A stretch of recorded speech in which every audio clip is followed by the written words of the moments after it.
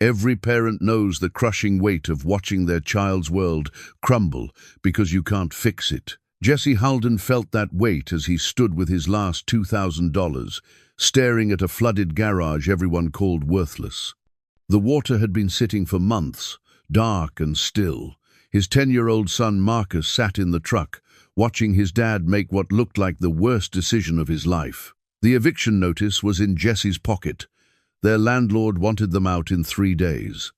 This garage wasn't just a gamble with money, it was a father betting everything on hope when hope was all he had left. But what would Jesse discover beneath all that stagnant water that would change their lives forever? Before we jump back in, tell us where you're tuning in from, and if this story touches you, make sure you're subscribed, because tomorrow I've saved something extra special for you. Jesse Halden had never imagined his life would come down to a handful of crumpled bills and a prayer. 3 years ago, he'd been a respected mechanic at Morrison's auto shop, the kind of man who could diagnose engine trouble just by listening to the sound a car made when it pulled into the bay. He had steady hands, a good reputation, and a small house on Maple Street, where he and his wife Sarah raised their son Marcus in the kind of quiet contentment that most people take for granted until it's gone. Sarah's death had arrived like a sudden storm, unexpected, devastating, and leaving nothing unchanged in its wake. Cancer, the doctors said, though by the time they found it, medical terms felt as useless as trying to hold back the ocean with your bare hands. She'd fought with the grace and determination that had made Jesse fall in love with her 15 years earlier, but some battles can't be won with willpower alone. The medical bills came first, then the time off work to care for her, then more time off to simply be present for whatever moments they had left. Morrison understood, or at least he tried to, but business was business.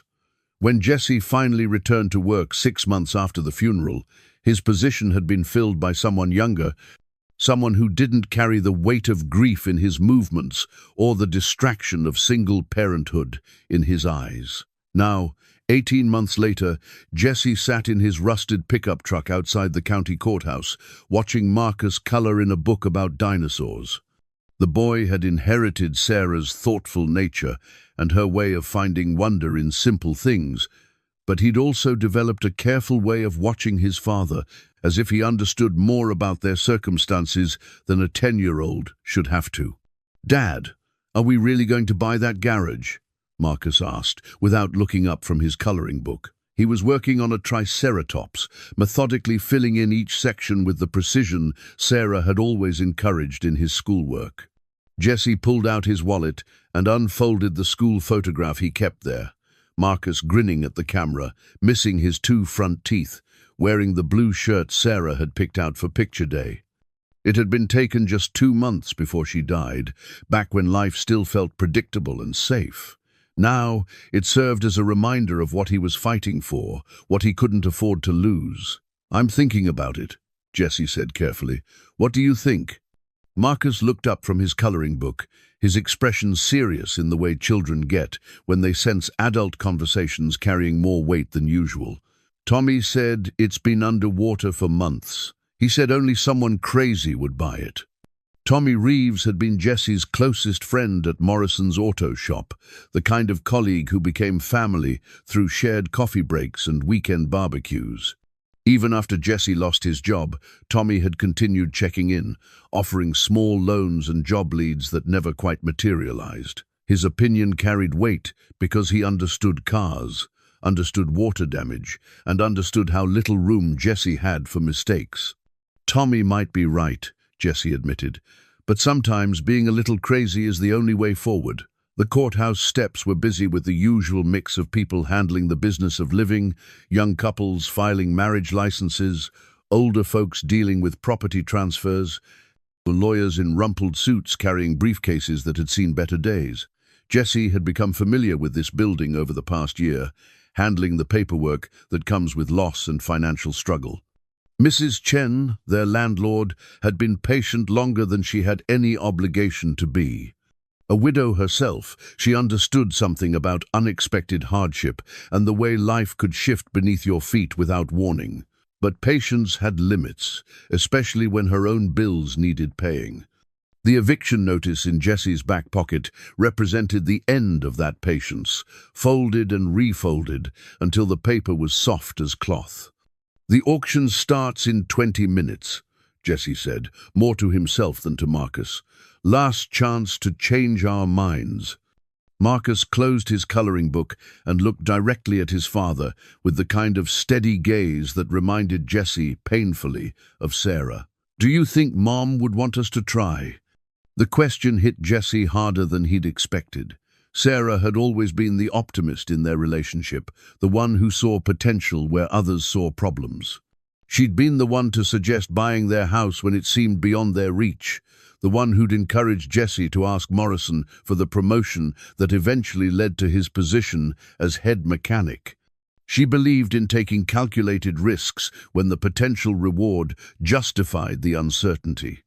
"I think," Jesse said slowly, "she'd want us to be smart, but she'd also want us to believe that good things can happen even when everything seems impossible." The garage property had been sitting empty for 8 months, ever since the spring floods that had damaged so much of the lower part of town. Located on Industrial Drive, just past the old railroad crossing, it sat on a corner lot that had once housed Martin Tesla's automotive repair business. No relation to the famous inventor, people always clarified, though Martin had been something of a local legend in his own right. Jesse had driven past the property dozens of times over the years, back when Martin was still alive and the garage was a thriving business.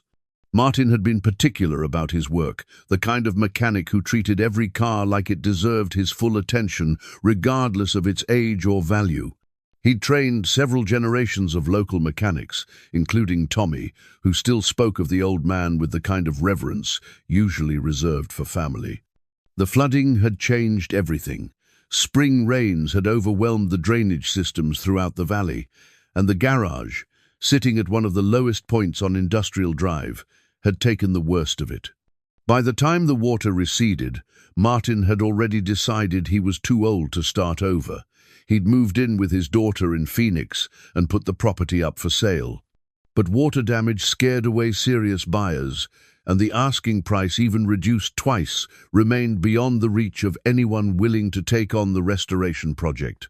The property had eventually gone to auction, which was how Jesse found himself here, contemplating spending his last $2,000 on something everyone else considered a lost cause. "Dad," Marcus said quietly, "remember what you told me about fixing things?" Jesse smiled, despite his nervousness.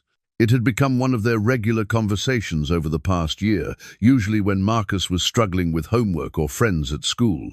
"What did I tell you? You said sometimes the most broken things are worth the most when you fix them right." Tommy's truck pulled into the courthouse parking lot, and Jesse watched his friend climb out with the deliberate movements of someone who'd already worked a full shift but still had energy for whatever came next. Tommy had always been built like a linebacker, broad shoulders, thick hands, and the kind of presence that made people naturally assume he could handle whatever problem needed solving. "You're really going through with this," Tommy said as he approached the truck. "It wasn't a question. Looks that way." Tommy leaned against the passenger door, nodding to Marcus before turning his attention back to Jesse. "I've been thinking about that property all week." Martin knew what he was doing when he set up that garage. The foundation is solid concrete, the electrical was updated just 5 years ago, and the drainage system worked fine until that 100-year flood decided to show up early. "But the water damage is bad," Tommy interrupted. "Won't lie to you about that, but it's not impossible, just expensive and time-consuming. The question is whether you're buying a garage or buying time to figure out your next move." Jesse had been asking himself the same question. The practical part of his mind, the part that sounded like his father's voice, insisted this was foolish beyond measure. He had no business buying property when he couldn't afford rent.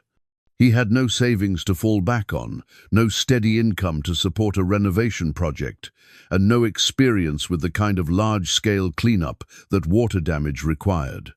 But the other part of his mind, the part that sounded like Sarah's encouragement, whispered that sometimes The biggest risks came with the biggest potential rewards. The garage lot was large enough to support not just automotive repair, but maybe even a small used car business. The location, despite the flooding, was still convenient to both the residential areas and the small industrial district that employed half the town. "There's something else," Tommy said, lowering his voice. "I talked to my cousin Jerry. You remember Jerry? He works for the county planning department. He said there's talk about improving the drainage for that whole area. Federal money, part of some infrastructure bill. If that happens, flood risk goes way down, property values go way up." Marcus had been listening to this conversation with the careful attention children pay when adult decisions might affect their world. Now, he spoke up with the directness that sometimes surprised adults. "Tommy, do you think my dad can fix the garage?" Tommy looked at Marcus seriously, understanding that this wasn't a casual question. "Your dad is the best mechanic I ever worked with. If anyone can bring that place back to life, it's him." Jesse felt something shift inside his chest, a loosening of the tight knot of doubt he'd carried for months. It wasn't confidence exactly, but it was something close to hope, and that felt like progress. The courthouse clock showed 10 minutes until the auction. Jesse looked at the eviction notice one more time, then folded it carefully and put it back in his pocket.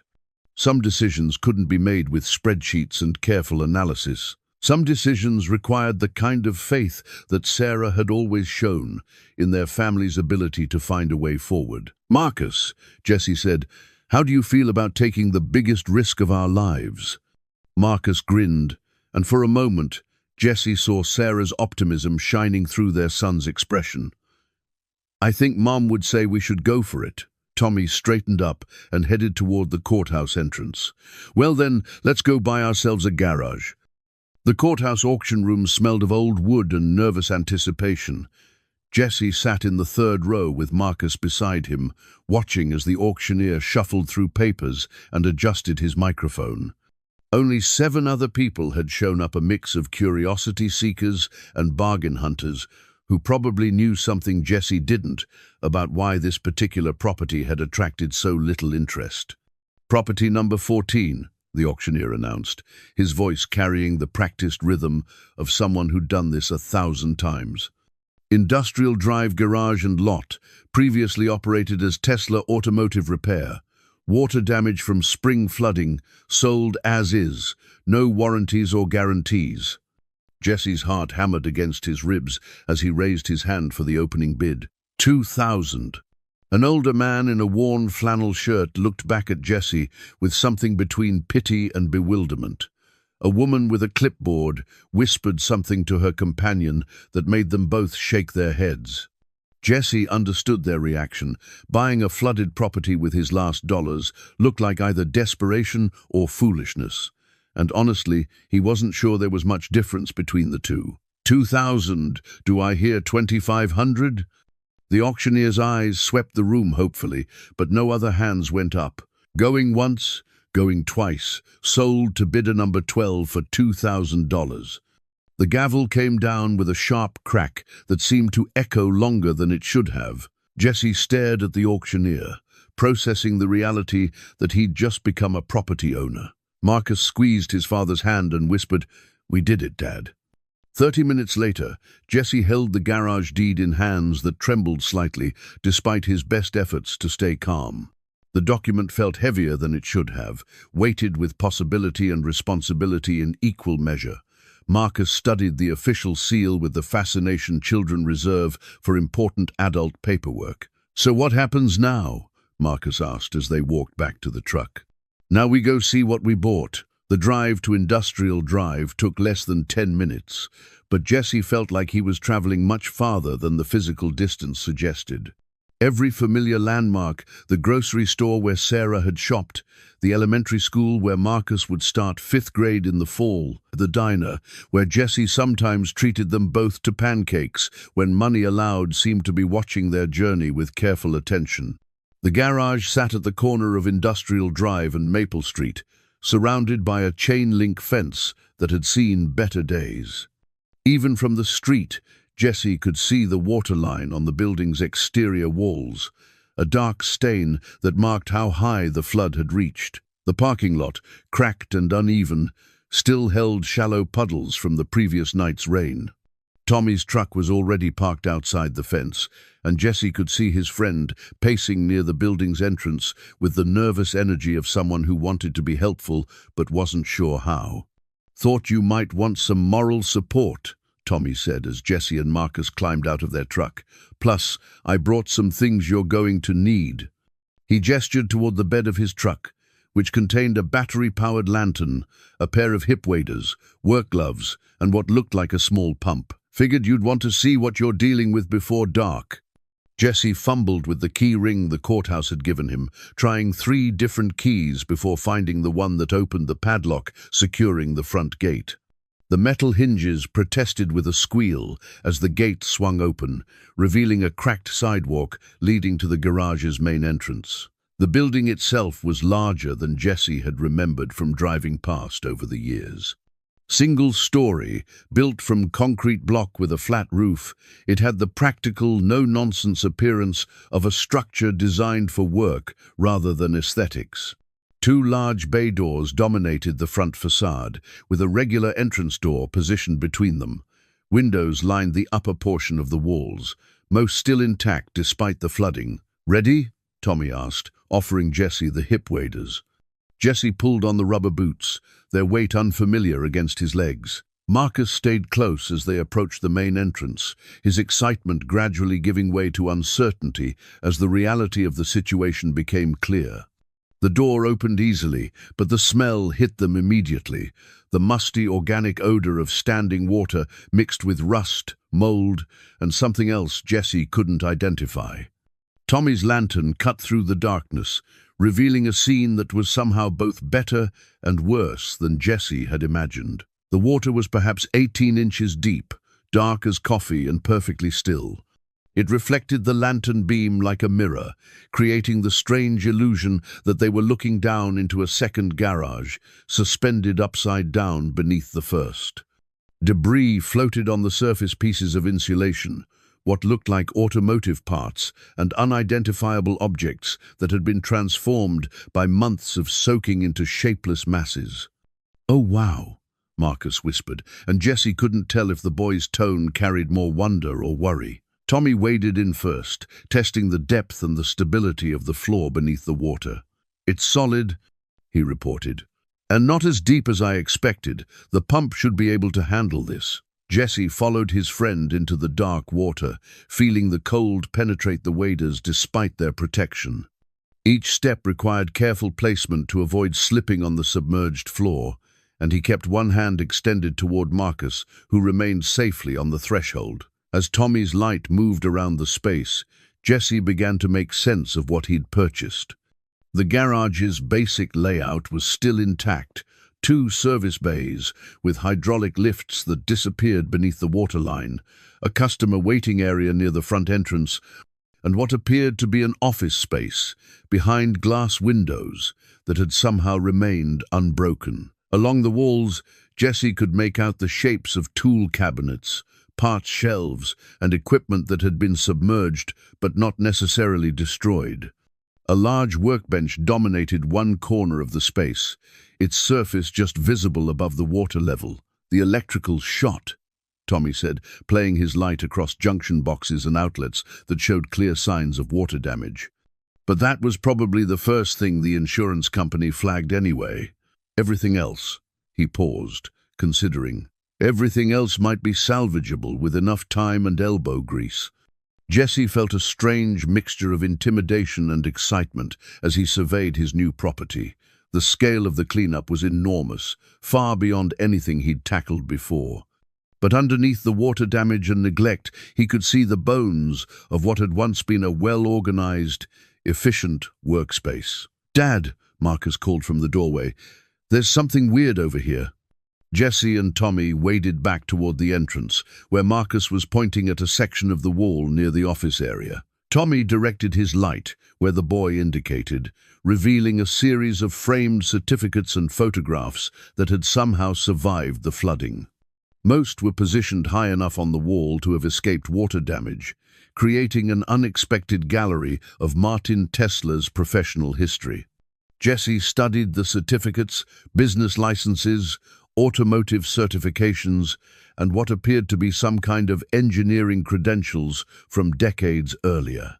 The photographs showed the garage in its prime, with classic cars in various stages of repair, and Martin himself, a thin man with careful eyes and hands that seemed to always be holding some kind of tool. "Look at this one," Tommy said, directing the light toward a photograph that showed Martin standing beside what appeared to be an unusual vehicle, sleek, oddly proportioned, and unlike anything Jesse recognized from standard automotive production. "What do you think that is?" Marcus asked. Tommy studied the image for a long moment. "I have no idea, but Martin always was working on something unusual. He had a reputation for taking on projects that other mechanics wouldn't touch." Jesse felt a sudden weight of responsibility settling over him like a heavy coat. This wasn't just a building he'd purchased, it was the culmination of another man's life's work, the physical representation of decades of craftsmanship and dedication. Martin Tesla had built something meaningful here, and now Jesse was tasked with either restoring it or watching it deteriorate beyond recovery. "We should head back," Tommy said as the daylight outside began to fade. "You've got a big decision to make about how to tackle this." As they secured the building and prepared to leave, Jesse took one last look at the flooded garage. The water that had initially seemed like an insurmountable obstacle now felt more like a temporary condition, something that could be addressed with the right tools and enough determination. Marcus climbed into the truck and immediately began talking about everything they'd seen, his earlier uncertainty replaced by the kind of excitement children feel when presented with an enormous project. "Dad, when we get all the water out, can we fix up those old cars in the pictures?" Jesse started the engine and pulled away from the garage, watching it disappear in his rearview mirror. "One step at a time, son. First, we drain the water. Then we see what we're really working with." But as they drove home through the familiar streets of their small town, Jesse found himself thinking about Martin Tesla's unusual vehicle in that old photograph. Something about it had captured his attention in a way he couldn't quite explain, as if it represented possibilities he hadn't yet considered. The eviction notice was still in his pocket, but for the first time in months, it felt like just a piece of paper rather than a sentence of doom. He'd taken the leap, made the gamble, and committed himself to a path that led somewhere other than surrender. Tomorrow, the real work would begin. Jesse arrived at the garage at dawn, carrying a thermos of coffee and a sense of purpose he hadn't felt in months. The morning air was crisp with early autumn, and the low sunlight made the building look less intimidating than it had the day before. Marcus was still asleep when Jesse left the house, curled under the blanket Sarah had made for him, trusting his father to handle whatever came next. The padlock opened more easily this time, as if the building recognized its new owner. Jesse had spent most of the night making lists, what needed to be done first, what tools he'd need, how to prioritize tasks that all seemed equally urgent. The sump pump Tommy had mentioned was his first priority, but rentals cost money Jesse couldn't spare, and buying one was completely out of the question. He'd worn his oldest clothes and brought a pair of rubber boots that had seen him through previous home repair projects. They weren't proper waders, but they'd have to do. The real work began with assessment, understanding exactly what he was dealing with before making any decisions about how to proceed. Inside the garage, the water seemed even darker in the morning light, filtering through the windows. Jesse picked up a piece of rebar from near the entrance and began probing the depth more systematically than they'd managed the day before. 18 inches near the front doors, nearly 2 feet toward the back of the building where the floor sloped slightly downward.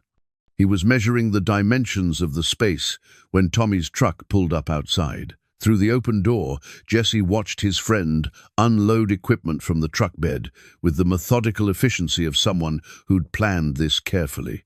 "Figured you could use some help," Tommy called as he approached the entrance, dragging what was unmistakably a gasoline-powered sump pump behind him. "My brother-in-law works construction, and he owed me a favor. This thing will have your place drained by noon." Jesse stared at the pump, understanding that this represented more than just borrowed equipment. This was Tommy's way of investing in Jesse's success, of putting his own reputation behind his friend's decision. The gesture carried weight that went beyond the practical value of the machinery. "Tommy, I can't pay you back for this right now." "Who said anything about paying me back?" Tommy was already examining the pump's connections, checking fuel levels, and testing the pull cord. "You'd do the same for me. Besides, I want to see what's under all this water." Martin always claimed he had some interesting projects back there. The pump started on the third pull, its engine settling into a steady rhythm that filled the garage with purposeful noise. Tommy positioned the intake hose in the deepest section of the standing water and ran the discharge line out through the front door, where it would empty into the storm drain at the street. "This is going to take a while," Tommy said over the engine noise, "but we should start seeing progress pretty quick." Jesse had never realized how satisfying it could be to watch water being moved from where it didn't belong to where it did. Within the first hour, the pump had lowered the water level enough to reveal the tops of the hydraulic lifts, and Jesse began to see the actual floor of the garage for the first time since the flooding. The concrete was stained but intact, marked with decades of automotive work, oil stains, scuff marks from equipment, and the kind of wear patterns that spoke of consistent, professional use. As more of the floor became visible, Jesse could trace the organization Martin had imposed on the space. Tool cabinets were positioned for maximum efficiency, parts storage was arranged logically by frequency of use, and everything showed the careful planning of someone who understood how workspace layout affected productivity. "Look at this," Tommy said, pointing to a section of floor where the receding water had revealed a sophisticated drainage system. Martin built channels right into the concrete. "That's why the water's not draining naturally. The drains are probably clogged with debris, but the infrastructure is solid." By mid-morning, Marcus had arrived, having walked the 12 blocks from their house to the garage. Jesse had given him permission to come by after finishing his Saturday chores, and the boy appeared with the kind of eager energy that made everything seem possible. "Dad, you can see the floor." Marcus's excitement was infectious, and Jesse found himself grinning despite the magnitude of work that remained. "Pretty amazing what happens when you drain away what doesn't belong," Jesse replied, then caught himself at the metaphor. Sometimes life offered lessons in the most unexpected places. As the water level continued dropping, more of the garage's contents became visible. What had seemed like random debris floating on the surface revealed itself as recoverable equipment, toolboxes, parts bins, and automotive supplies that might be salvageable once cleaned and dried. Tommy pulled a dripping carburetor from a parts bin, examining it with professional interest. "Most of this stuff just needs cleaning. Martin always bought quality tools, and quality lasts. You might end up with a completely equipped shop for the price of cleanup and some replacement parts." Mrs. Chen appeared in the doorway around noon, carrying a paper bag that smelled of fresh sandwiches. Jesse's landlord had the careful bearing of someone who'd learned to be cautious about hope, but her presence here suggested she was keeping track of his progress with more than casual interest. "Thought you might be hungry," she said simply, offering the bag to Jesse, "and I wanted to see how the cleanup was going." Jesse accepted the sandwiches gratefully, realizing he hadn't eaten since the previous evening. Mrs. Chen studied the garage interior with the practiced eye of someone who'd owned rental property for decades, assessing both damage and potential. "My late husband would have liked this," she said after a long moment. "He always said the best investments were the ones that scared away the competition." "Does that mean you're not going to evict us?" Marcus asked, with the directness that sometimes made adults uncomfortable. Mrs. Chen smiled at the boy with genuine warmth. "Let's see what your father accomplishes here. Sometimes people surprise you with what they can do when they have to." The afternoon brought steady progress as the pump continued its work. Jesse and Tommy began removing debris and assessing what could be saved. Much of the smaller equipment would need thorough cleaning, but the major pieces, the hydraulic lifts, the air compressor, even the large workbench, appeared to be fundamentally sound. The electrical system will need complete replacement, Tommy said, examining junction boxes and outlets that showed obvious water damage. But that's not necessarily bad news. Gives you a chance to upgrade everything to modern standards. Marcus had appointed himself official finder of interesting objects, and he approached this responsibility with the seriousness children bring to important tasks. He discovered a vintage automotive manual that had been stored high enough to escape water damage, a collection of specialized tools Jesse didn't recognize, and what appeared to be engineering drawings protected in a waterproof case. "Dad, look at this."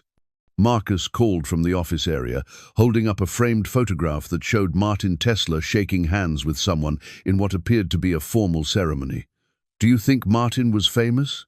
Jesse studied the photograph, noting the official appearance of the setting and the quality of both men's clothing. "I think Martin might have been more accomplished than people around here realized." As the sun began to set, the garage looked transformed.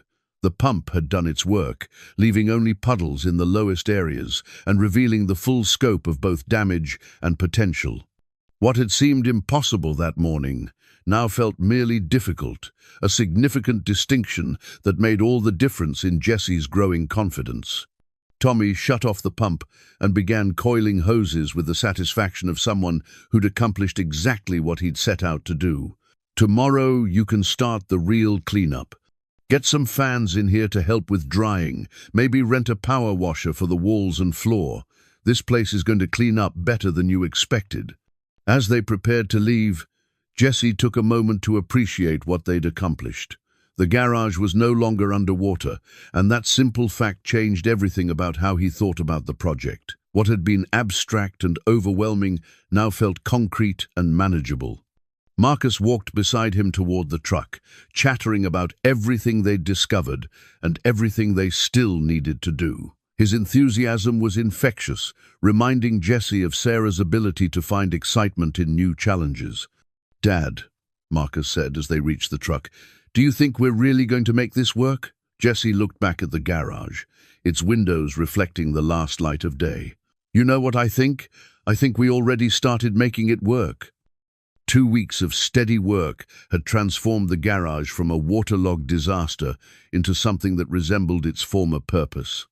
Jesse arrived each morning before sunrise and stayed until Marcus finished school, developing calluses on his hands and a routine that felt more satisfying than any job he'd held in recent memory. The power washer rental had been worth every dollar, stripping away months of water damage and revealing concrete walls that were structurally sound despite their stained appearance. Jesse had learned to work with the building's natural drainage system, unclogging the floor drains that Martin had ingeniously built into the concrete decades earlier.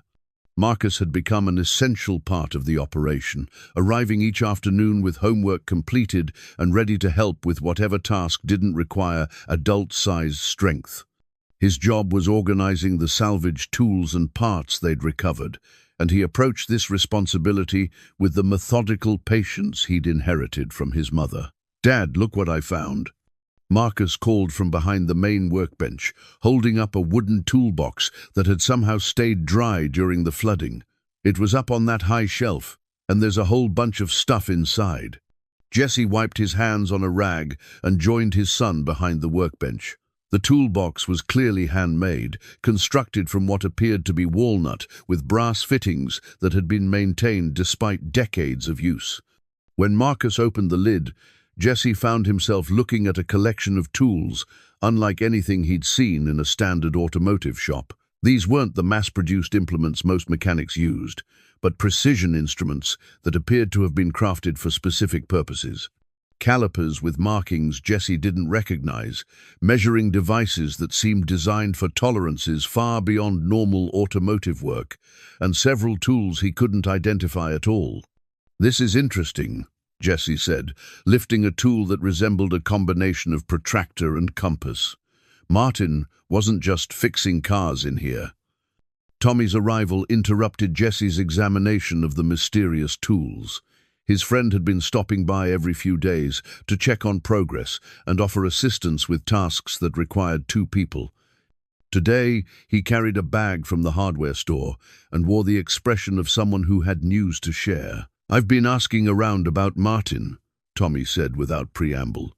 "Turns out there's more to that story than anyone around here knew."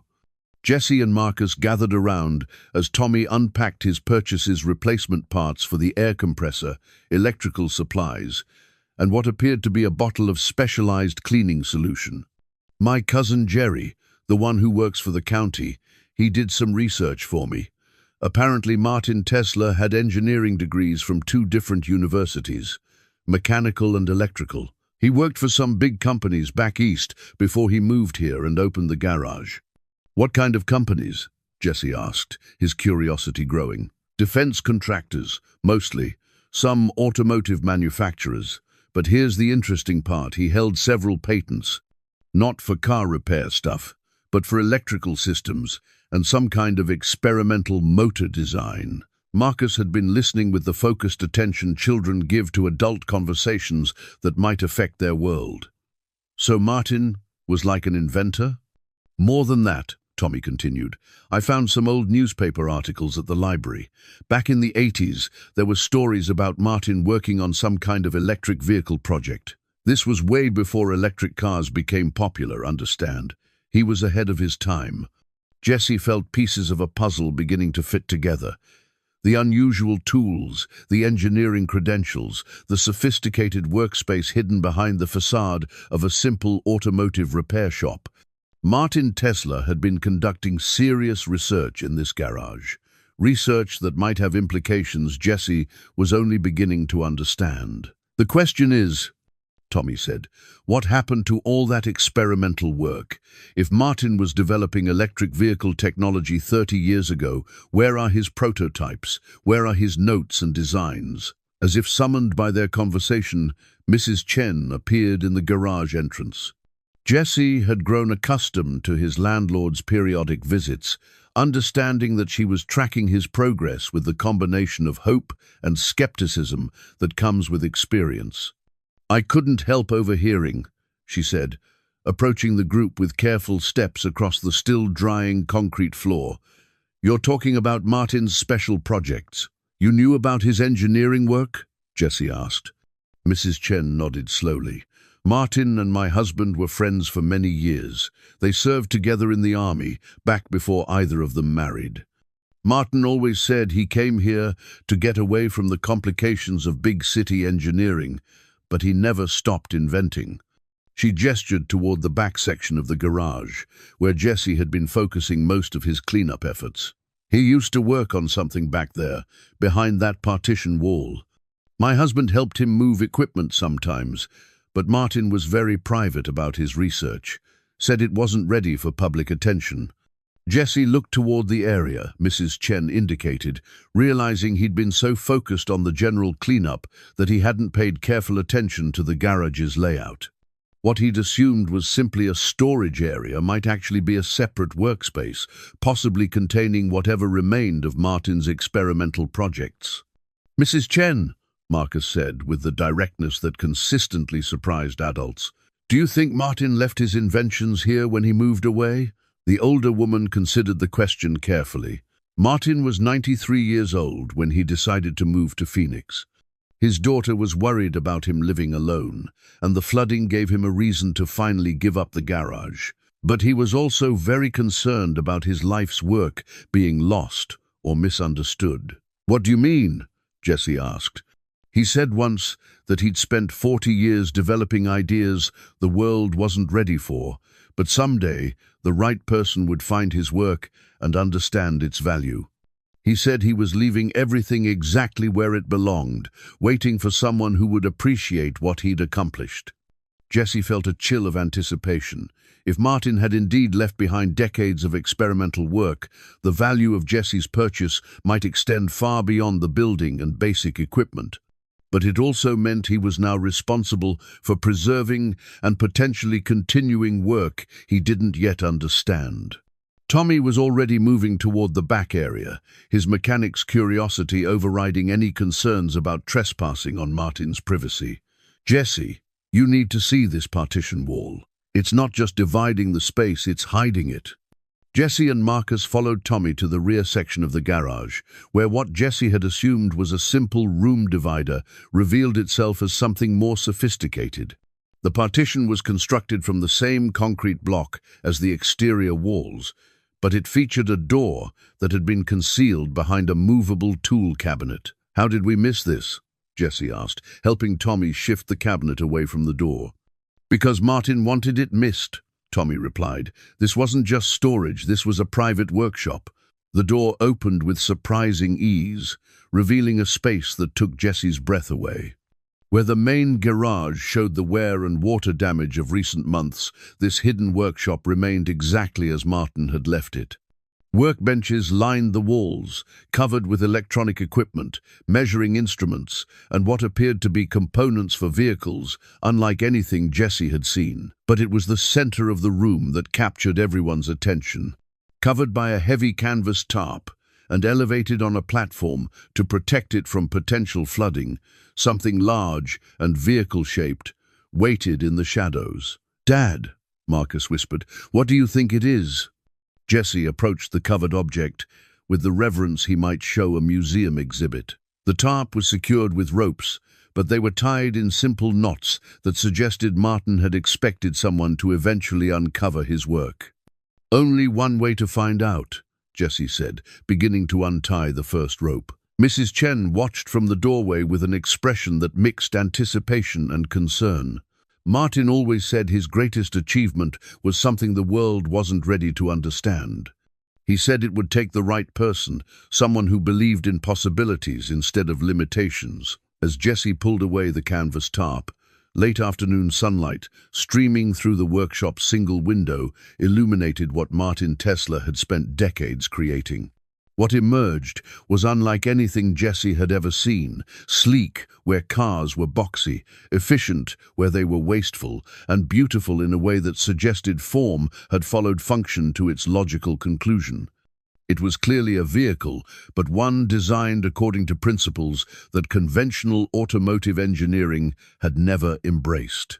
Jesse found himself looking at Martin Tesla's vision of what transportation could become, preserved like a message in a bottle for whoever would eventually understand its significance. "My God," Tommy whispered.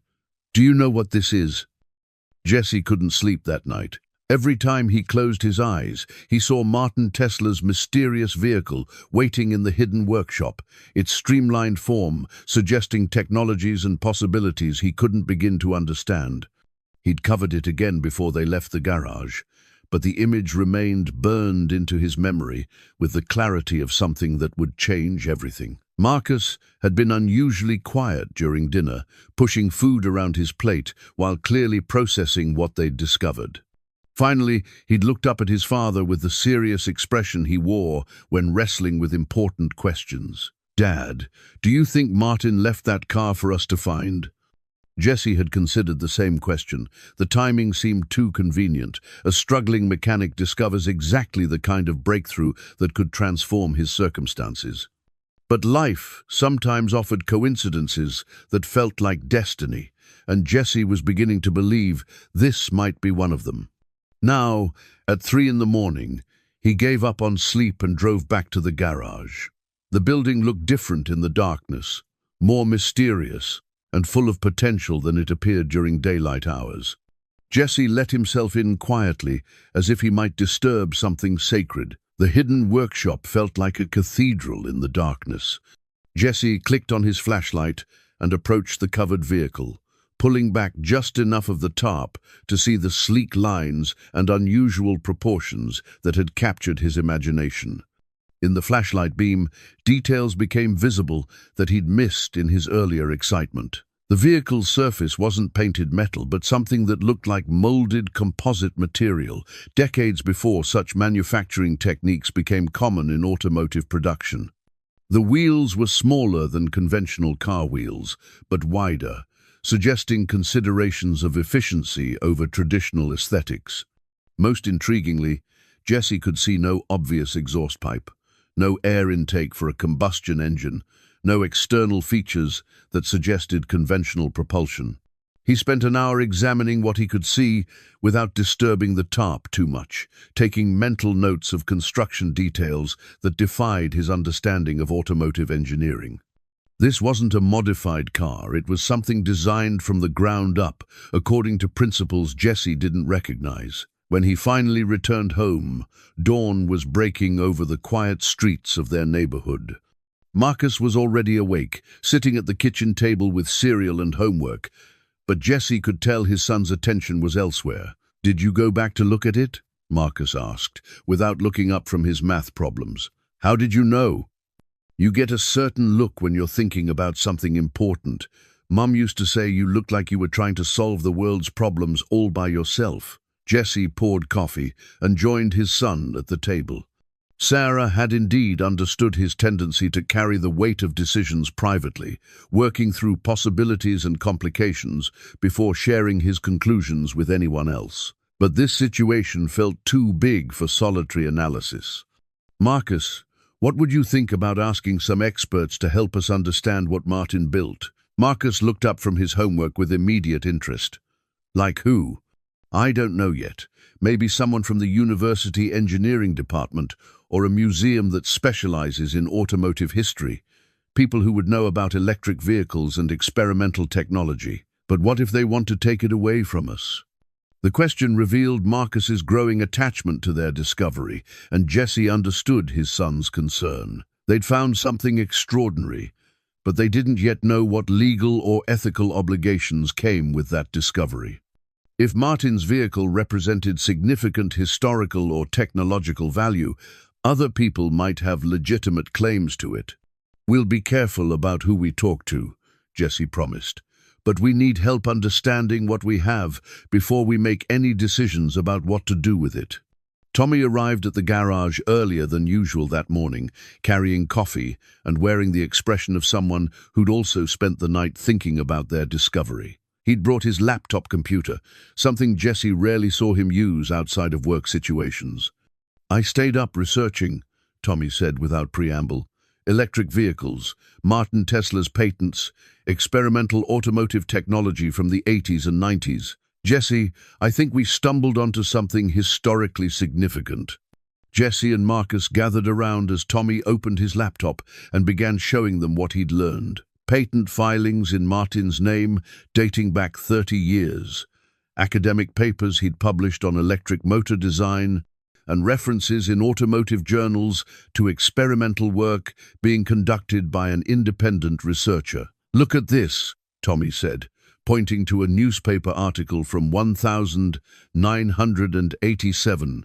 Martin was interviewed about his electric vehicle research, and he claimed he'd solved problems that the major manufacturers were just beginning to recognize. Range, charging time, manufacturing cost, he said he'd developed solutions that were decades ahead of current technology. Marcus leaned closer to the computer screen, studying photographs that showed a younger Martin standing beside equipment Jesse now recognized from the workshop. "So he really was a famous inventor." "Not famous exactly," Tommy continued, "but respected in certain circles. The problem was that his research was so far ahead of the market that nobody was ready to invest in production. Electric vehicles were considered impractical curiosities, and Martin couldn't find backing for large-scale development." Jesse studied the articles with growing amazement. Martin Tesla had been conducting exactly the kind of research that major corporations were now spending billions to develop. If his experimental vehicle incorporated solutions to problems the automotive industry was still struggling with, its value extended far beyond historical curiosity.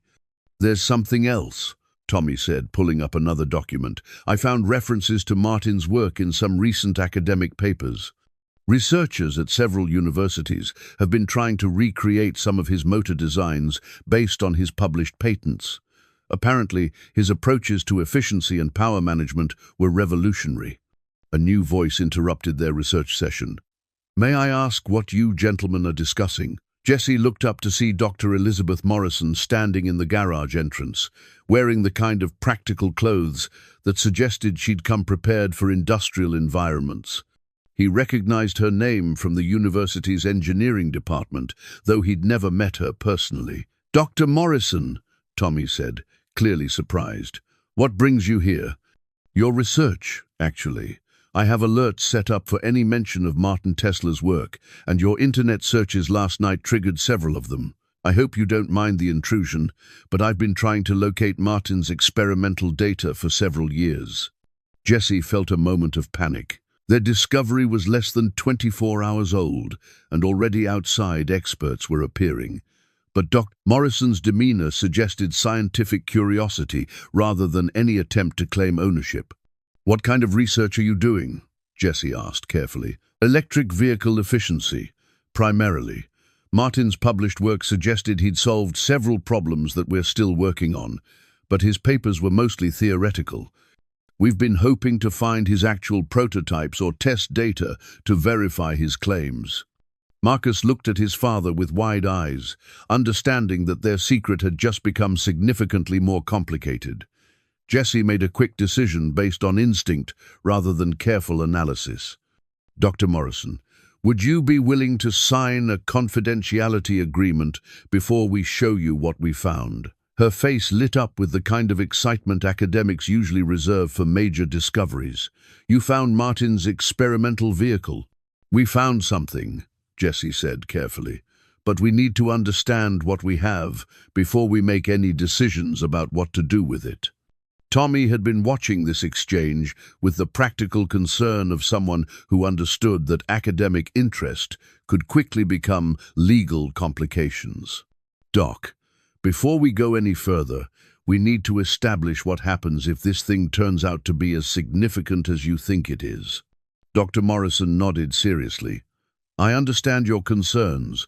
Martin's work could indeed be extremely valuable, both historically and commercially. But I'm a researcher, not a treasure hunter. My interest is in understanding his innovations, not in claiming ownership." Jessie looked at Marcus, who nodded with the trust children sometimes show when adults ask for their opinion on important matters. "All right, Dr. Morrison, let's see what Martin Tesla left for us to find." Dr. Morrison's reaction to Martin's hidden workshop exceeded even Jessie's expectations. She stood in the doorway for a full minute, taking in the sophisticated equipment and organized research materials with the reverence of someone discovering a lost library. "This is extraordinary," she whispered, approaching the workbenches with careful steps. "I've seen photographs of similar setups in corporate research facilities, but never in an independent workshop." Martin was conducting university-level research with equipment that must have cost a fortune. Jessie watched as Dr. Morrison examined the tools and measuring instruments Marcus had discovered weeks earlier. Her familiarity with the equipment was obvious, and she handled each piece with the confidence of someone who understood both its purpose and its value. "These aren't standard automotive tools," she explained to Marcus, who was following her progress with fascination. "These are precision instruments for electrical engineering and prototype development.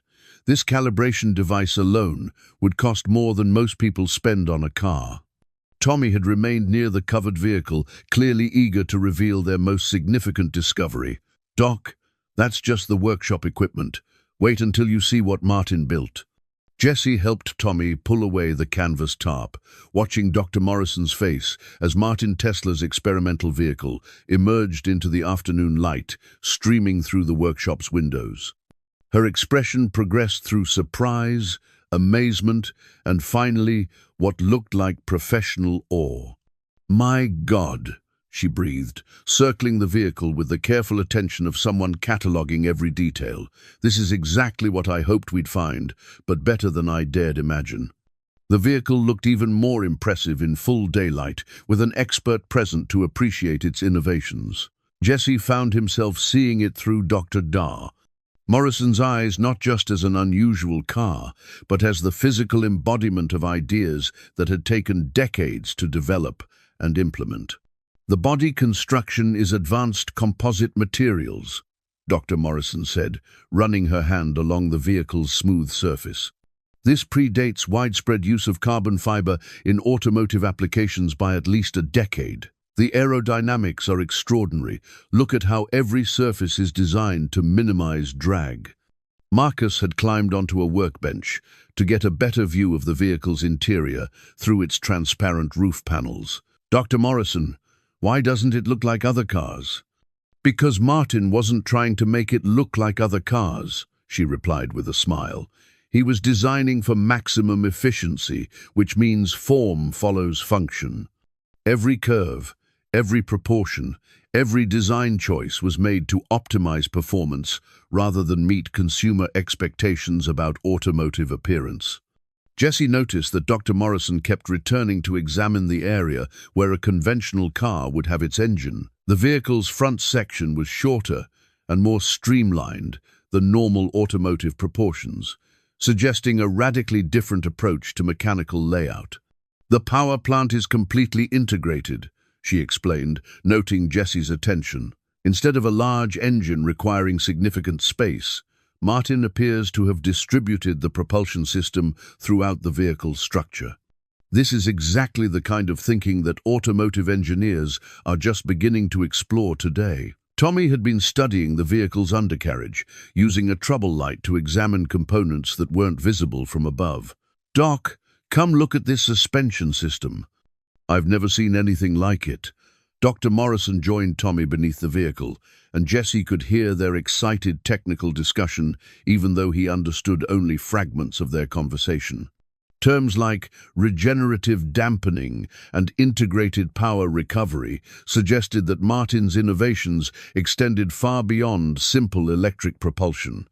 "Jesse," Dr. Morrison called from under the vehicle, "this is extraordinary. Martin didn't just build an electric car, he reimagined the entire concept of what a vehicle could be. This represents integrated systems thinking that's only now becoming common in aerospace applications." As Dr. Morrison continued her examination, Jesse found himself studying the workshop's other contents with new appreciation. The notebooks Marcus had found earlier weren't amateur sketches, but serious engineering documentation. The specialized tools weren't hobbyist equipment, but professional-grade instruments for precision manufacturing. "Dr. Morrison," Jesse said carefully, "what do you think this is worth?" She emerged from beneath the vehicle with oil stains on her clothes and excitement in her eyes. "Worth? That's almost impossible to determine. Historically, this is a unique artifact representing automotive development paths that were abandoned for economic rather than technical reasons. Scientifically, it's a working demonstration of technologies that current manufacturers are spending billions to develop. But in dollars?" Tommy pressed. "If Jesse wanted to sell this thing, what kind of numbers are we talking about?" Dr. Morrison considered the question carefully. To a private collector interested in automotive history, perhaps hundreds of thousands. To a museum with a serious transportation collection, possibly more. But to a manufacturer looking to license Martin's innovations, she paused, studying the vehicle with professional calculation. The patents alone could be worth millions if they're still enforceable. Jesse felt the workshop spinning slightly around him. He'd gambled his last $2,000 on a flooded garage, and now an expert was suggesting he might have accidentally acquired something worth more than he'd ever imagined possible. Marcus seemed to sense his father's overwhelmed reaction. "Dad, does this mean we're rich?" "It means," Jesse said slowly, "that we have some very serious decisions to make." Dr. Morrison spent another hour documenting the vehicle and workshop equipment, taking photographs and making notes with the systematic approach of serious academic research. When she finally prepared to leave, her expression had shifted from excitement to concern. "Jesse, I need to be direct with you about something. Once word of this discovery spreads, and it will spread, you're going to have a lot of people interested in what you've found. Collectors, investors, museum curators, automotive manufacturers, patent lawyers. Some of them will have legitimate interests, but others might try to take advantage of your situation. What do you recommend?" Jesse asked. Get legal advice before you talk to anyone else. Document everything thoroughly. And be very careful about who you trust with information about Martin's work. There are people who would go to considerable lengths to acquire what you've found. As Dr. Morrison drove away, Jesse stood in the workshop doorway with Tommy and Marcus, looking at the vehicle that had just transformed from an interesting discovery into a potentially life-changing asset. The responsibility felt overwhelming, but it was accompanied by something Jesse hadn't experienced in months, hope that extended beyond mere survival. "Dad," Marcus said quietly, "Martin really did leave this for the right person to find, didn't he?" Jesse put his arm around his son's shoulders, understanding that their lives had just taken a turn neither of them could have predicted. "I think he did, son. Now we have to figure out what the right person is supposed to do with it." 3 days after Dr. Morrison's visit, Jesse's quiet world exploded into chaos he never could have anticipated. It started with a phone call at 6 in the morning, waking him from the first decent sleep he'd managed since discovering Martin's vehicle. "Mr. Holden? This is Rebecca Chen from the Automotive Heritage Foundation. I understand you've made a significant discovery related to electric vehicle development." Jesse sat up in bed, instantly alert.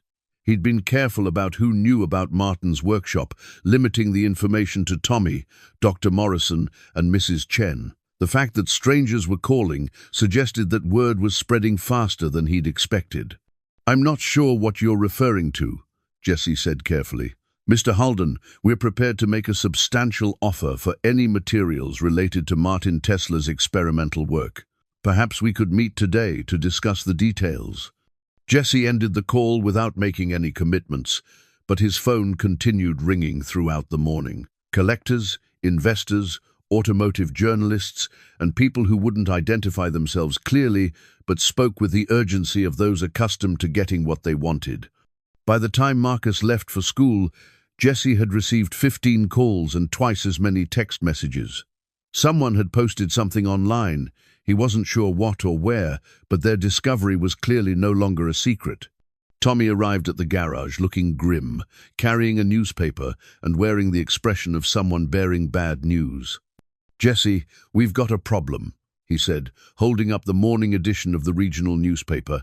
The headline read, "Local man discovers legendary electric vehicle prototype." Jesse stared at the article, which included details about Martin's work that he'd never shared with anyone. Photographs of the garage, quotes from unnamed sources, and speculation about the vehicle's value that made his stomach clench with anxiety. "How did they get all this information?" Jesse asked. "That's what I've been trying to figure out, but look at this." Tommy pointed to a paragraph near the end of the article. "They're calling it the Tesla Phoenix, and they're claiming it represents the missing link in electric vehicle development. Jesse, this is national news now." As if summoned by their conversation, a van with television station markings pulled up outside the garage. Jesse watched through the window as a reporter and cameraman climbed out, clearly preparing to document whatever they could access. "We can't let them in," Jesse said, moving to ensure the front door was securely locked. "It might be too late for that," Tommy replied, pointing toward the street where additional vehicles were arriving. "Word is out, and everyone wants a piece of this story." Jesse's phone rang again, and this time the caller ID showed Dr. Morrison's number. "Jesse, have you seen the news coverage?" she asked without preamble. "I'm looking at it right now. This is exactly what I was afraid of. Once something like this becomes public, everyone wants to claim a piece of it. You need legal representation immediately before you say anything to anyone else." Jesse watched through the window as more people arrived, some carrying cameras, others looking like serious collectors or investors. His quiet garage had become the center of attention he'd never wanted and wasn't prepared to handle. "Dr. Morrison, can you recommend a lawyer? I'm already on my way with someone who specializes in intellectual property and automotive history. Don't talk to anyone until we get there, and don't let anyone photograph or examine Martin's work." Jesse spent the next hour fielding phone calls and refusing interviews. while Tommy helped him secure the garage and the hidden workshop.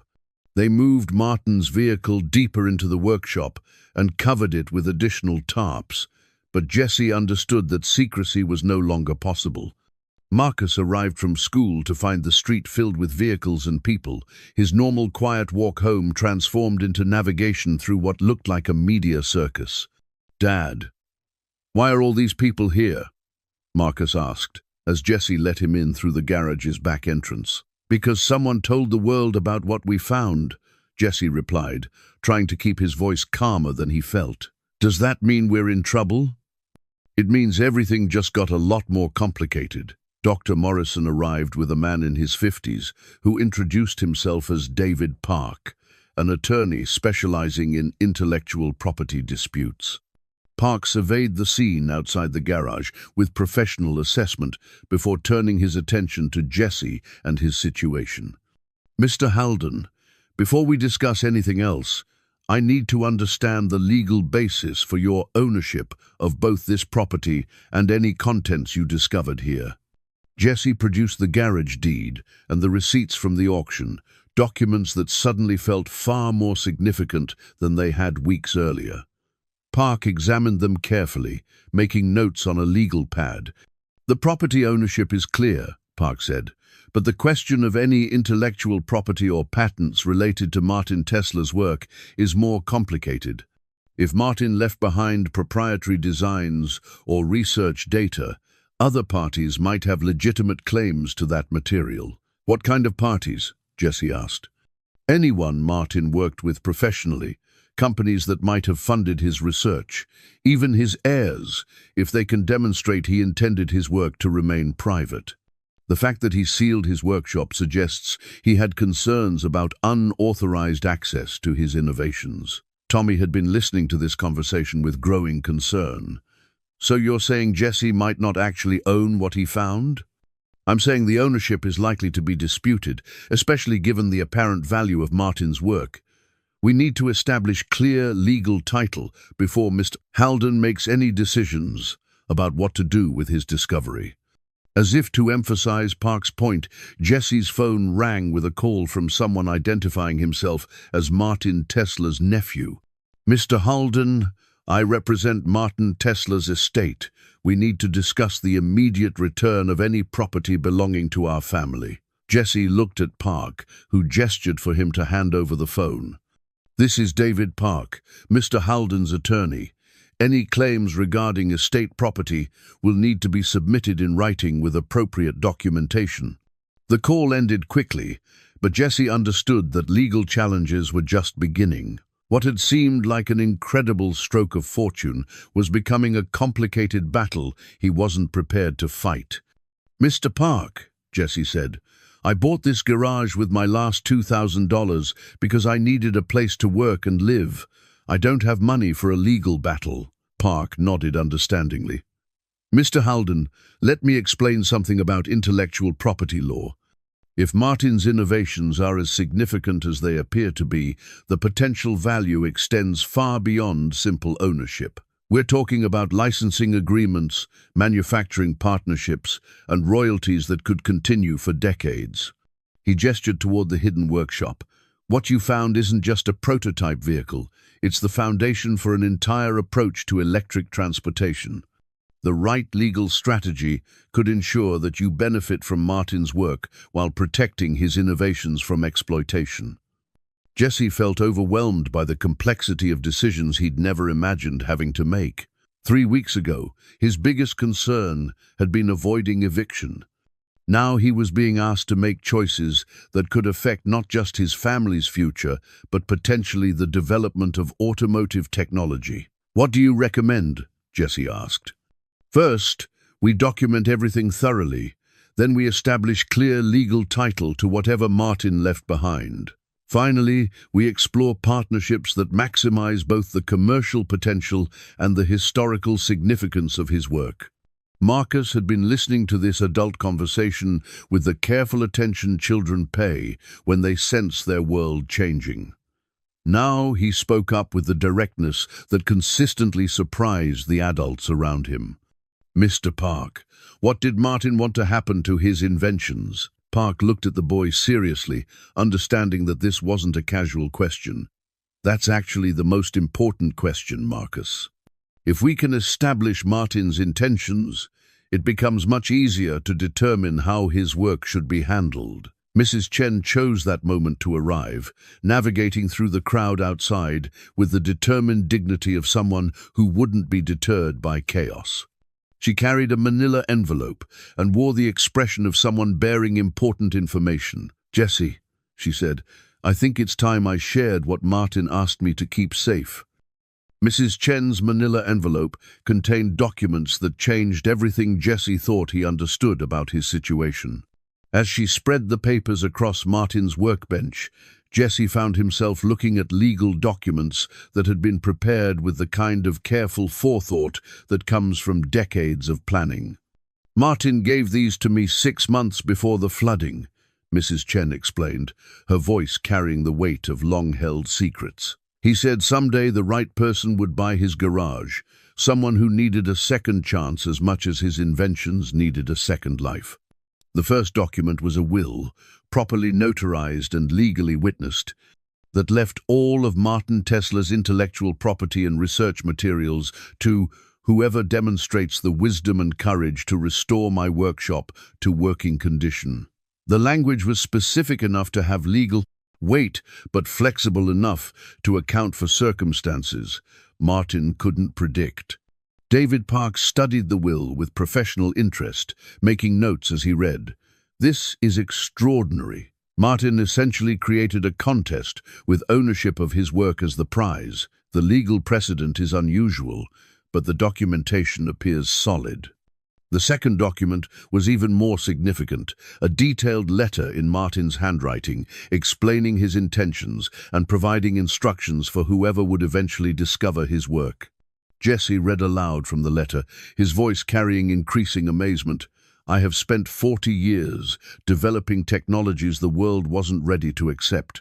Electric vehicles were considered curiosities, efficiency was less important than power, and the environmental consequences of transportation choices seemed irrelevant to most people."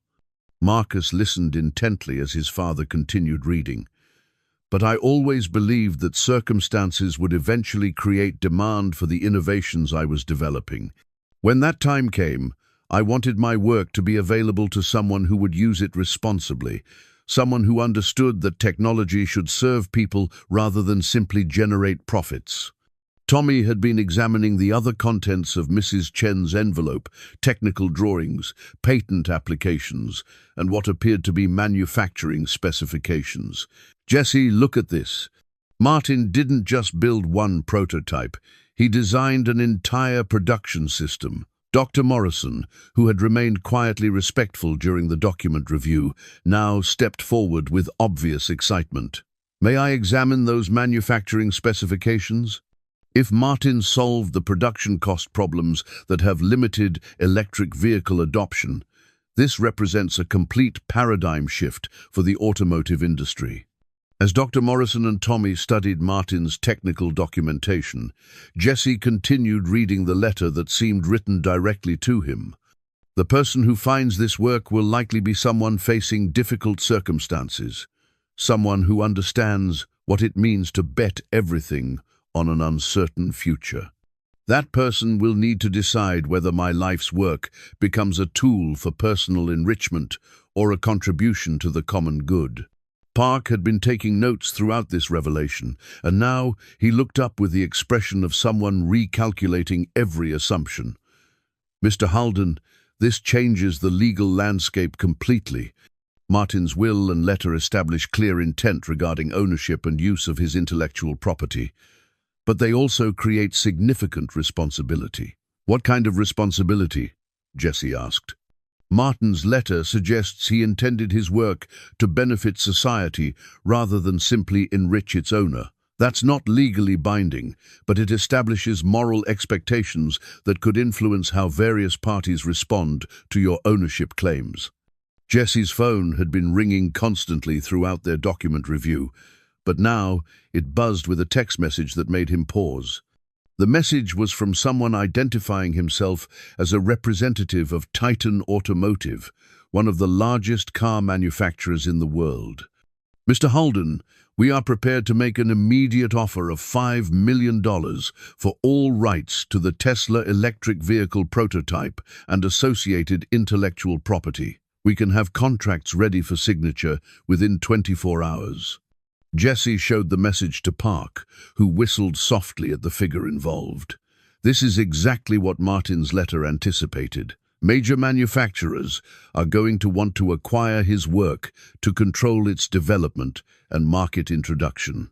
$5 million, Marcus said quietly, clearly trying to process the magnitude of money they'd never imagined possessing. Tommy looked up from the technical drawings he'd been studying. "Jesse, there's something else you need to see. Martin's production cost estimates suggest his electric vehicle could be manufactured and sold for less than half the cost of current electric cars, with twice the range and performance." Dr. Morrison nodded enthusiastically. "That's exactly what my research suggested, but I never dreamed the solutions were this elegant. Martin didn't just improve electric vehicle technology, he fundamentally reimagined how it could work." Jesse's phone rang again, this time with a call from someone representing the Smithsonian Institution's automotive collection.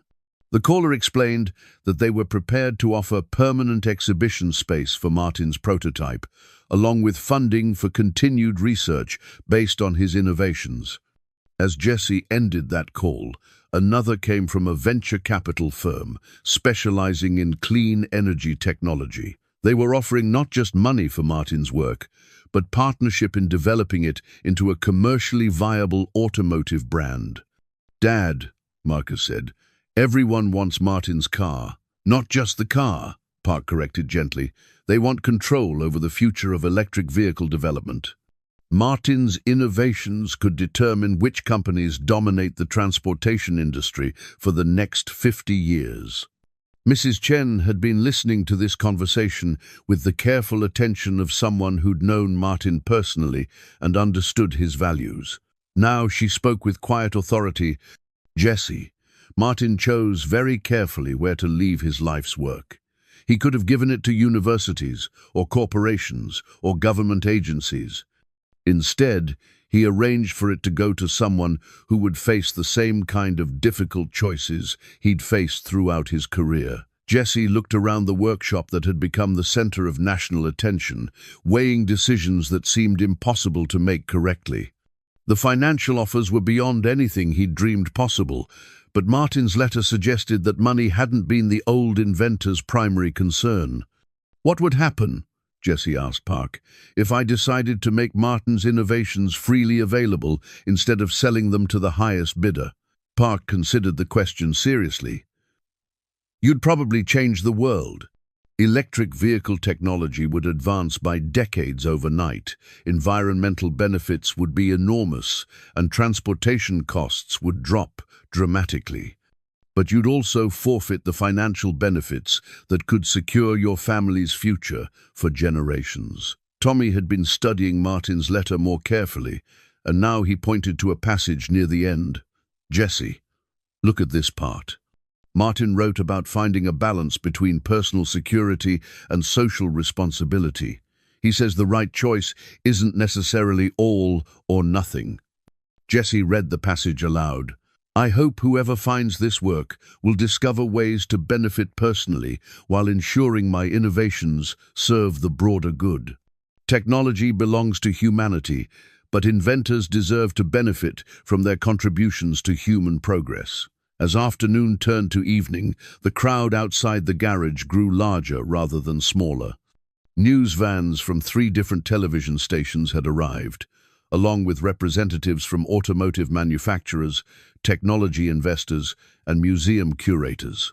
Jesse's quiet garage had become ground zero for what was already being called the most significant automotive discovery of the decade. "We need to make a decision soon," Park advised. "The longer we wait, the more complicated this situation becomes. Legal challenges, media pressure, and corporate maneuvering are all going to intensify." Jesse looked at his son, who had spent the day listening to adult conversations about technologies and money beyond his comprehension, but who seemed to understand the essential choice his father faced. "Marcus, what do you think Martin would want us to do?" Marcus considered the question with the seriousness children bring to problems they know are important. "I think Martin would want his inventions to help people, not just make rich people richer. But I also think he'd want us to be okay, so we can take care of his workshop and keep his inventions working." Dr. Morrison had been quietly studying Martin's technical documentation throughout the afternoon, and now she approached Jessie with a proposal that hadn't been discussed. "Jessie, what if there was a third option? What if you could ensure Martin's work benefits everyone while still securing your family's future? I think I know how that might be possible, but it would require trusting some people you've never met before." Jessie felt the weight of decisions that would affect not just his family, but potentially the future of transportation technology. Tomorrow, he would have to choose between financial security, social responsibility, and possibilities he was only beginning to understand. But tonight, he sat in Martin Tesla's workshop with his son, surrounded by innovations that could change the world, and tried to understand what the old inventor had really intended when he decided to trust his life's work to whoever would find it. Jessie slept fitfully that night, waking every few hours to find his mind racing through scenarios and consequences he couldn't fully predict. By 5 in the morning, he gave up on rest and drove to the garage, hoping for quiet time to think before the circus resumed. The street was empty, except for security guards Park had hired to protect the property from overeager journalists and curiosity seekers. Jessie nodded to them as he unlocked the garage, grateful for the temporary peace their presence provided. Inside Martin's workshop, surrounded by innovations that had suddenly become the center of national attention, Jessie finally understood what the old inventor had experienced during decades of working alone on ideas the world wasn't ready to accept. The isolation, the responsibility, the weight of possessing knowledge that could change everything. Marcus arrived at 7, having walked to the garage before school with the determination children show when they sense important events unfolding. He found his father sitting quietly beside Martin's covered vehicle, drinking coffee and studying the letter that explained the old inventor's intentions.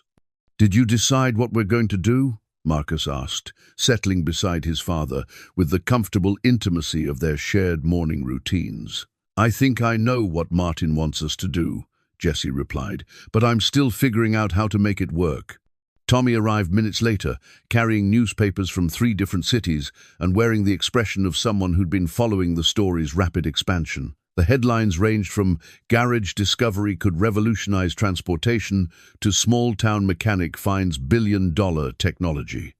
"Jessie, this is getting bigger by the hour," Tommy said, spreading the newspapers across Martin's workbench. "There are articles about you in automotive magazines, technology journals, even financial papers. Everyone's trying to figure out what happens next." Dr. Morrison appeared in the workshop entrance, accompanied by a woman Jessie didn't recognize, but who carried herself with the authority of someone accustomed to important meetings. "Jessie, I'd like you to meet Dr. Sarah Williams from the National Transportation Research Institute. She flew in from Washington specifically to discuss Martin's work." Dr. Williams approached Jessie with professional courtesy that didn't quite conceal her excitement about the situation. "Mr. Halden, I've spent 20 years studying electric vehicle development, and Martin Tesla's innovations represent the breakthrough our industry has been waiting for. But more importantly, they represent an opportunity to transform transportation in ways that serve everyone, not just wealthy consumers." Jessie studied the newcomer carefully, understanding that her presence represented yet another constituency with claims on Martin's legacy. "What exactly are you proposing, Dr. Williams?" "A partnership that honors both Martin's intentions and your rights as the owner of his work. The Research Institute can provide funding, manufacturing connections, and regulatory support to bring Martin's innovations to market quickly and affordably. Park had arrived during this introduction, and now he joined the conversation with the careful attention lawyers pay to proposals that sound too good to be true. What would such a partnership look like in practical terms? Dr. Williams pulled out a briefcase and began extracting documents that had clearly been prepared in advance. We're proposing the creation of the Tesla Innovation Foundation, with Mr. Halden as founding director and primary beneficiary. The foundation would hold all rights to Martin's intellectual property, but would license it under terms that ensure widespread accessibility while generating substantial ongoing revenue. Jesse examined the preliminary agreements Dr. Williams presented, trying to understand the financial and legal implications of what she was suggesting. The numbers were complex, but the basic structure appeared to offer both significant personal benefits and the broad social impact Martin's letter had envisioned. How significant are we talking about? Jesse asked. Conservative estimates suggest the foundation could generate between $50 and $100 million annually in licensing revenue within 5 years. Dr. Williams replied, "Your share, as founding director, would be sufficient to secure your family's future while funding continued research and development." Marcus had been listening to this adult conversation with focused attention, and now he asked the question that had been forming in Jesse's mind. "Dr. Williams, would Martin's inventions still help regular people buy better cars?" Dr. Williams smiled at the boy's directness. "That's exactly the goal, Marcus.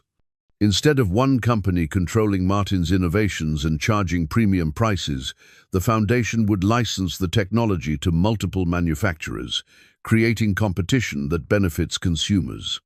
Tommy studied the technical aspects of Dr. Williams' proposal with the practical understanding of someone who'd worked in automotive manufacturing. "This could work, Jesse. Instead of selling Martin's innovations once for a big payment, you'd be creating a system that keeps generating benefits for decades." Jesse's phone buzzed with another message from Titan Automotive, this time raising their offer to $8 million for exclusive rights to Martin's work. The escalating bids suggested that major manufacturers were growing increasingly anxious about losing control of technologies that could transform their industry. "Dr. Williams," Jesse said, "what happens to companies like Titan if we make Martin's innovations widely available?" "They adapt or they fall behind," she replied with professional directness. "That's how technological progress works. The companies that embrace Martin's innovations and use them responsibly will thrive. Those that try to suppress or control them will lose market share to more innovative competitors." Park had been reviewing the foundation proposal with careful legal attention, and now he looked up with cautious optimism. "Mr. Halden, this structure addresses most of the concerns I had about balancing personal benefit with social responsibility. The legal framework is solid, the financial projections are conservative, and the governance structure ensures you maintain significant control over how Martin's work is used."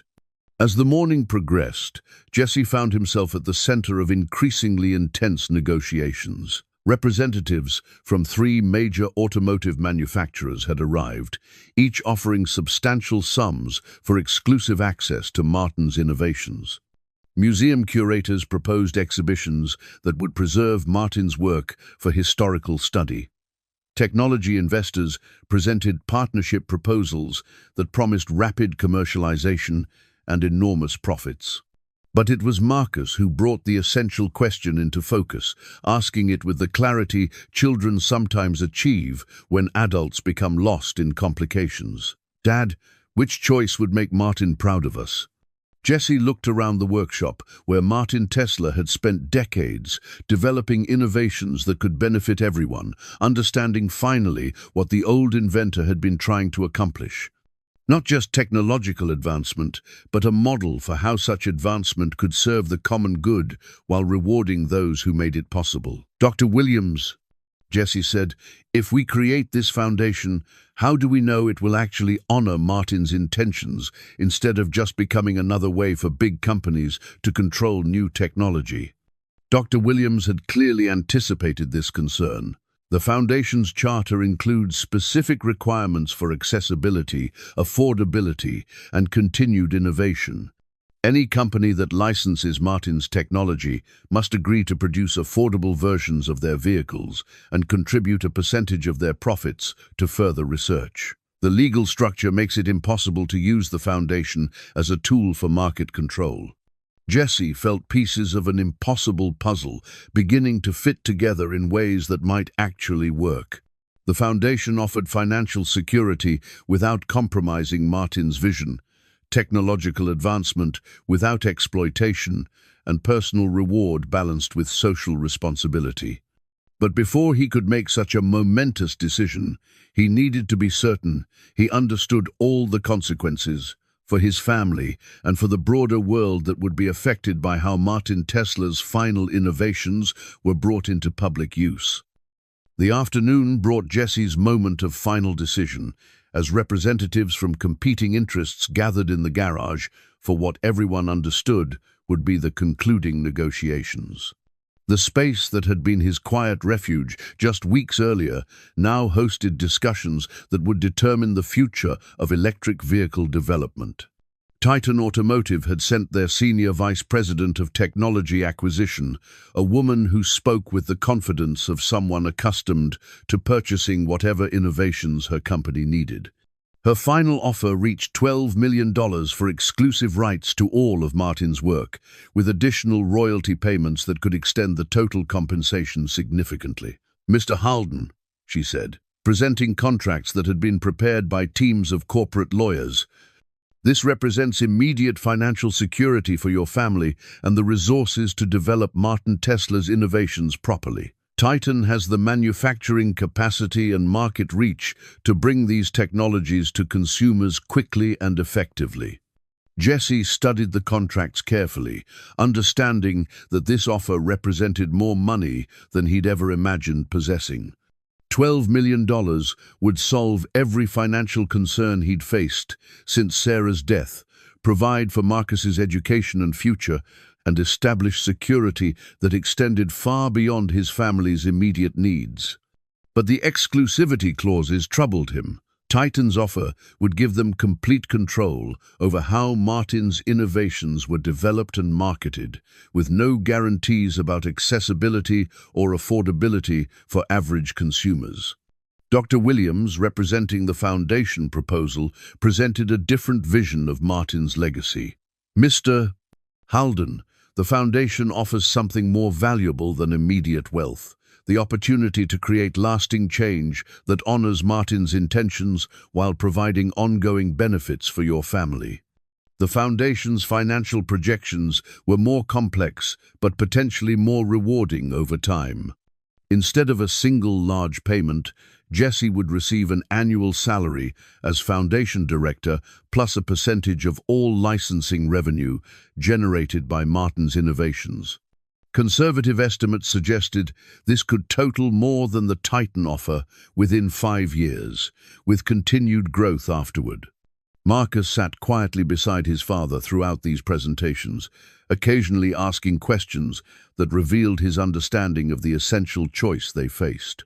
When the Titan representative emphasized the security of their immediate payment, Marcus asked whether Martin had been more concerned with security or with helping people. Tommy provided technical perspective that helped Jesse understand the practical implications of each proposal. "Jesse, if Titan gets exclusive rights, they'll use Martin's innovations to maintain their market position rather than disrupting it. The Foundation approach means multiple companies will compete using Martin's technology, which drives better products and lower prices." Mrs. Chen contributed historical context that carried special weight because of her personal relationship with Martin. Martin Tesla spent 40 years watching big companies ignore or suppress innovations that could benefit everyone. He structured his legacy specifically to prevent that from happening again. As the afternoon progressed, Jesse found himself thinking less about money and more about the kind of man he wanted Marcus to remember his father being. Sarah had always said that character was revealed by choices made under pressure, And Jesse understood that this decision would define not just his family's future, but his own sense of who he was. The Titan representative grew increasingly insistent as she sensed Jesse's reluctance to accept their offer. "Mr. Halden, opportunities like this don't come twice. $12 million represents generational wealth, financial freedom that extends far beyond your own lifetime."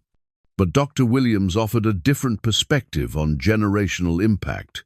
"Jesse, the foundation creates a legacy that extends beyond financial benefits. Your son would grow up knowing his father chose to serve the common good while still providing for his family's future." Jesse looked at Marcus, who had been absorbing these adult conversations with the careful attention children pay to decisions that will shape their world. The boy's expression suggested he understood the weight of what was being decided, even if he couldn't fully grasp all the financial and technical complexities involved. "Marcus," Jesse said quietly, "what do you think Martin would want us to choose?" Marcus considered the question with the seriousness he brought to all important matters. "I think Martin would want his inventions to help as many people as possible.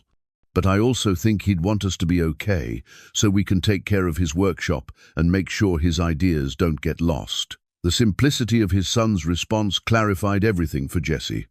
This wasn't really a choice between money and principles. It was a choice between different ways of honoring both Martin's legacy and his family's needs. Jesse stood up, understanding that he'd reached the moment where delay was no longer possible. The representatives from Titan Automotive, the Foundation, and several other interested parties waited for his decision with the focused attention of people whose own futures depended on his choice. "I've made my decision," Jesse announced, his voice carrying the calm certainty that comes from finally understanding the right path forward. The Titan representative leaned forward expectantly, clearly anticipating acceptance of their substantial offer. "I'm going to establish the Tesla Innovation Foundation," Jesse continued, "with the goal of making Martin's technologies available to benefit everyone, not just wealthy consumers or powerful corporations." The room erupted in mixed reactions. Dr. Williams smiled with professional satisfaction and personal relief. Tommy grinned and clasped Jesse's shoulder with obvious pride. Mrs. Chen nodded approvingly, her expression suggesting this was exactly what she'd expected from someone Martin had trusted with his life's work. The Titan representative's reaction was less positive. "Mr. Halden, I hope you understand what you're giving up. $12 million in guaranteed compensation versus uncertain future royalties from a foundation that may or may not succeed." Jesse looked at her with the peace that comes from making decisions based on values rather than fear. "Ma'am, I understand exactly what I'm choosing. I'm choosing to honor the man whose work made this opportunity possible and to build something my son can be proud of for the rest of his life." Park stepped forward with the legal documentation needed to formalize Jesse's decision. "Mr. Halden, if you're certain about this choice, we can begin the foundation incorporation process immediately. Dr. Williams has provided the necessary framework, and Mrs. Chen's documentation of Martin's intentions supports the legal structure." As Jesse signed the papers that would create the Tesla Innovation Foundation, he felt Sarah's presence in a way he hadn't experienced since her death. She would have been proud of this choice, proud of his decision to balance family security with social responsibility, proud of the example he was setting for Marcus. Marcus watched his father sign the documents with obvious fascination, understanding that these pieces of paper represented the transformation of Martin's hidden workshop into something that would affect the broader world. "Dad," Marcus said as Jesse completed the final signature, "does this mean we get to keep the garage?" Jesse laughed, realizing that amid all the discussions of millions of dollars and technological revolutions, his son was still thinking about their basic need for a place to live and work. "Yes, son, we get to keep the garage, and we get to turn it into something Martin would be proud of." Dr. Williams began explaining the next steps in establishing the foundation's operations, but Jesse found his attention drifting to the covered vehicle that had started everything. Martin Tesla's final prototype sat quietly under its tarp, waiting to begin its journey from hidden innovation to public benefit. The handshake agreement Jesse made with Dr. Williams that afternoon represented more than a business partnership. It was a commitment to honor innovation while serving the common good, to build wealth while sharing benefit, to secure his family's future while improving possibilities for families everywhere. As the various representatives prepared to leave, Jesse understood that his life had been permanently transformed by a $2,000 gamble on a flooded garage. But more than that, he discovered that sometimes the biggest risks lead not just to personal reward, but to opportunities to make the world a little better for everyone. 6 months later, Jesse stood in what had once been Martin Tesla's flooded garage, watching his son demonstrate the restored electric vehicle to a group of engineering students from the state university. The transformation was complete in ways he couldn't have imagined when he'd first waded into that dark water with nothing but hope and desperation. The garage had been converted into a working museum and research facility, with Martin's original workshop preserved exactly as he'd left it, while the main bay had been equipped with modern tools and equipment for ongoing vehicle development.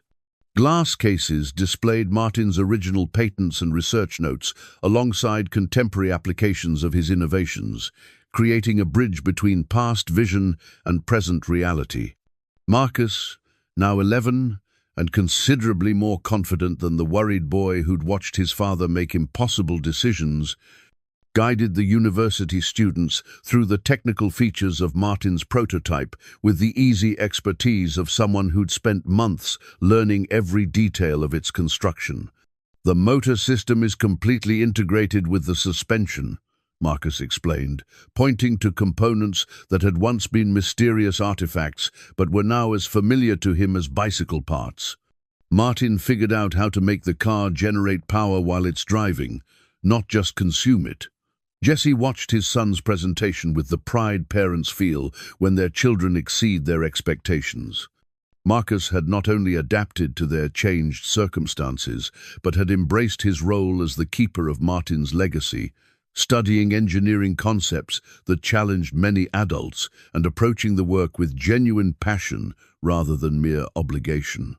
Tommy approached from the research area, where he'd been working with Dr. Morrison on the next generation of vehicles based on Martin's principles. His friend had become the Foundation's chief technical officer, applying his mechanical expertise to the practical challenges of translating Martin's innovations into mass-producible technologies. "The licensing agreements are working exactly like we hoped," Tommy reported. 4 different manufacturers are now producing vehicles based on Martin's designs, and competition between them is driving prices down while performance goes up. Jesse nodded with satisfaction.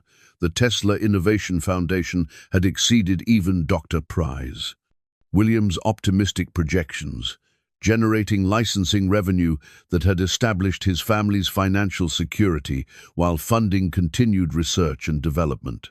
More importantly, electric vehicles incorporating Martin's innovations were becoming affordable for middle-class families, exactly as the old inventor had envisioned. Mrs. Chen appeared in the museum entrance, carrying a basket that smelled of homemade cookies and wearing the expression of someone bearing good news.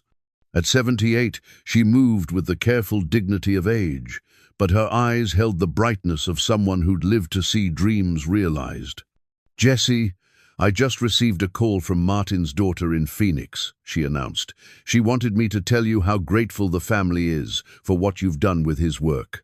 She said Martin would be amazed to know that his garage has become a center for the kind of research he always believed was possible." Jesse accepted the cookies gratefully, understanding that Mrs. Chen's regular visits represented more than neighborly kindness. She had become the unofficial guardian of Martin's memory, ensuring that the commercial success of his innovations didn't overshadow the personal values that had motivated his decades of patient research. Dr. Morrison emerged from the workshop area, where she'd been examining Martin's original prototype with a group of automotive historians. The vehicle had become one of the most significant artifacts in transportation history, drawing researchers and visitors from around the world who wanted to understand how one man's vision had transformed an entire industry. Jesse, the Smithsonian has confirmed they want to create a permanent exhibition around Martin's work. Dr. Morrison announced, they're proposing a major display that would tell the complete story from his early patents through the garage discovery to the current impact of the Foundation's licensing program. Jesse considered the proposal with mixed feelings. Recognition of Martin's achievements was important, but the old inventor had always preferred working to talking about work, innovation to publicity about innovation. What would Martin think about having his story told in a national museum? Jesse asked Mrs. Chen. She smiled with the wisdom of someone who'd known Martin personally for decades. Martin always said his work spoke for itself, but I think he'd be pleased to know that his story might inspire other inventors to keep working on ideas the world isn't ready for yet.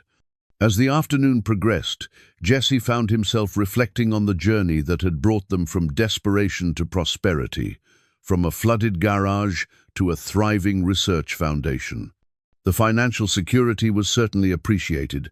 Marcus's college education was guaranteed, their home was paid for, and Jesse had been able to establish a scholarship fund for students interested in sustainable transportation research.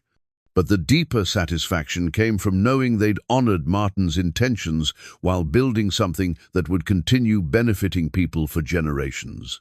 The Foundation's work had accelerated electric vehicle adoption by at least a decade, reduced transportation costs for millions of families, and inspired a new generation of inventors to pursue innovations that served the common good.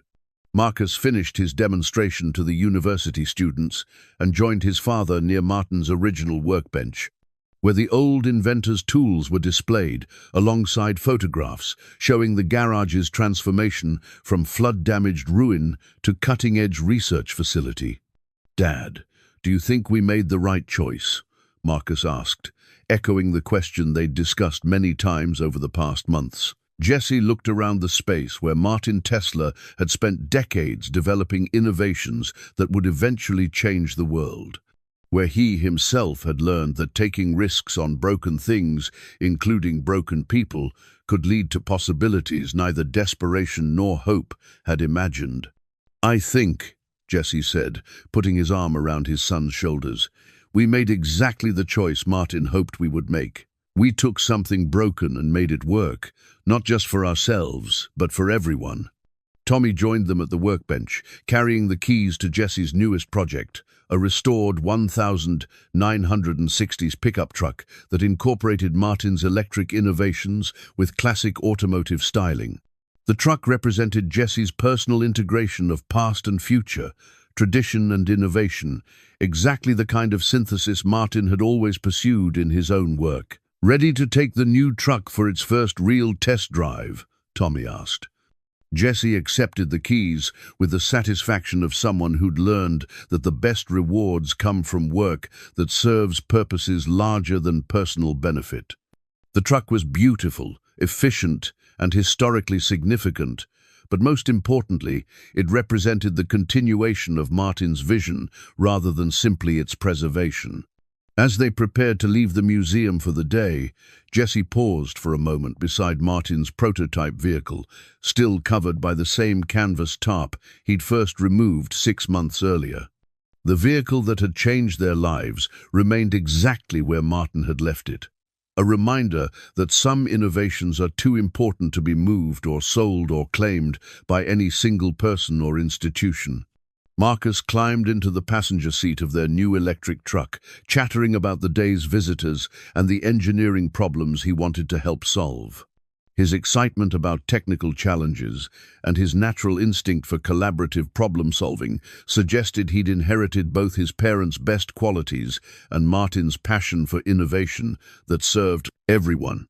Jesse started the truck with the quiet satisfaction that comes from electric propulsion, understanding that Martin Tesla's vision of clean, efficient, Affordable transportation was finally becoming reality, not through corporate control or government mandate, but through the patient work of people who believed that good ideas belonged to everyone. As they drove through the familiar streets of their small town toward the home Jesse had nearly lost 6 months earlier, he reflected on Martin's final gift, not just the innovations that had secured their future, but the example of how to balance personal success with social responsibility, how to build wealth while sharing benefit, how to honor the past while creating a better future. The flooded garage, that had seemed like the end of everything, had actually been the beginning of possibilities. Neither Jesse nor Martin could have predicted, but both had been wise enough to trust.